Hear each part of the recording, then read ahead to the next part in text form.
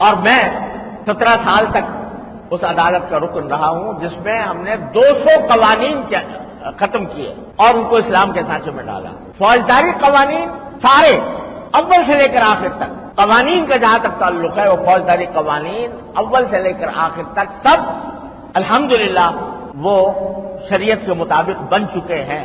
اور یہ منظر بہت سے لوگوں نے، اب وہ بات ان کو یاد نہیں ہوگی الحمدللہ، میں اس لیے کہہ رہا ہوں کہ مایوسی کی باتیں تو بہت کی جاتی ہیں، خرابیوں کی باتیں بھی بہت کی جاتی ہیں، لیکن اللہ تبارک و تعالی نے پاکستان کے ذریعے ہمیں جو نعمت عطا فرمائی ہے اس کا احساس بہت کم لوگوں کو ہوتا ہے. اس واسطے میں یہ سب باتیں بتا رہا ہوں. اب وہ منظر دیکھنے والے شاید بہت کم ہوں گے. جب پاکستان بنا اور ہم کراچی آئے تو کراچی میں برسر بازار شراب خانے کھلے ہوئے تھے اور ہم صدر بازار کے اندر تین تو مجھے یاد ہے کہ ایسے شراب خانے جیسے ریسٹورنٹ ہوتے ہیں اس طرح، اور اس میں عام شراب نوشی ہوا کھلے عام ہوتی تھی، قانون کے تحفظ کے تحت ہوتی تھی. اللہ تعالیٰ نے اسے نجات عطا فرما دی. ایک عرصہ دراز تک زناکاری اگر باہمی رضامندی سے ہو تو وہ اس کو قانون کا تحفظ حاصل تھا، یعنی کوئی قانونی جرم نہیں تھا. اللہ تبارک و تعالیٰ نے اسی ذریعے سے جو میں بتایا ہوں 200 قوانین تبدیل کیے گئے، اس کی روح سے زناکاری کو چاہے وہ رضامندی کے ساتھ ہو اس کو جرم قرار دیا. یعنی صرف دنیا میں صرف 2-3 ملک ایسے ہیں جن میں اس کو جرم قرار دیا گیا ہے، ورنہ ساری دنیا میں رضامندی کے ساتھ زناکاری جائز ہے، قانون جائز ہے. لوگ کہتے ہیں، اور یہ واقعہ بھی ہے کہ اب بھی اللہ بچائے لوگ شراب پیتے ہیں، اب بھی اللہ بچائے اس گناہ کے اندر مبتلا ہوتے ہیں، لیکن دونوں باتوں میں فرق سمجھنا چاہیے. پہلے وہ شرابیں پی جاتی تھی قانون کی چھتری کے نیچے اور پورے قانون کے تحفظ کے ساتھ کھلے عام ریسٹورنٹ کے اندر جس طرح ہوتے ہیں وہاں جا کے چائے پی جاتی ہے، اسی طریقے سے شرابیں پی جاتی تھی. لیکن اب چوری چھپے کرتے ہیں، تو چوری چھپے کرنے میں اور قانون کے تحفظ کے تحت کرنے میں زمین و آسمان کا فرق ہے. اسی طرح اللہ بچائے شیطان تو ہر جگہ موجود ہے اور وہ چوری چھپے بدکاری کے واقعات بھی یقیناً پیش آتے ہیں، لیکن ان کو قانون کا اگر وہ قانون کے دائرے میں آ جائیں تو وہ پکڑے جائیں گے. اور ہم نے عدالت میں رہتے ہوئے یہ سارے اس قسم کے کیسز کیے ہیں اور انہیں قوانین کو تبدیل کیا ہے. تو ایسا نہیں ہے جو عام طور سے یہ پروپیگنڈا کیا جاتا ہے پاکستان کے مخالفین کی طرف سے کہ یہاں کچھ نہیں ہوا، ایسا نہیں ہے. الحمدللہ کچھ نہ کچھ پیش رفت ہوئی ہے.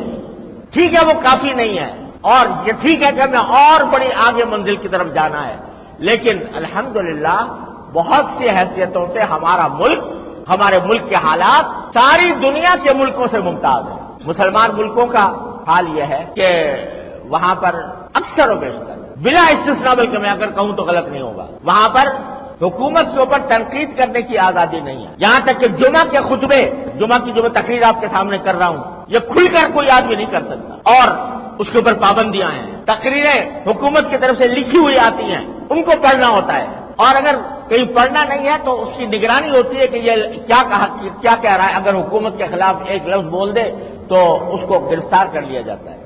میں اس لیے کہتا ہوں کہ الحمدللہ جتنی مذہبی آزادی اور دینی آزادی ہمارے ملک میں ہے یہ دنیا کے کسی اسلامی ملک میں نہیں. جتنی مسجدیں الحمدللہ ہمارے ہاں آباد ہیں سعودی عرب کو چھوڑ کر باقی کسی مسلمان ملک میں اتنی مسجدیں آباد نہیں ملیں گی.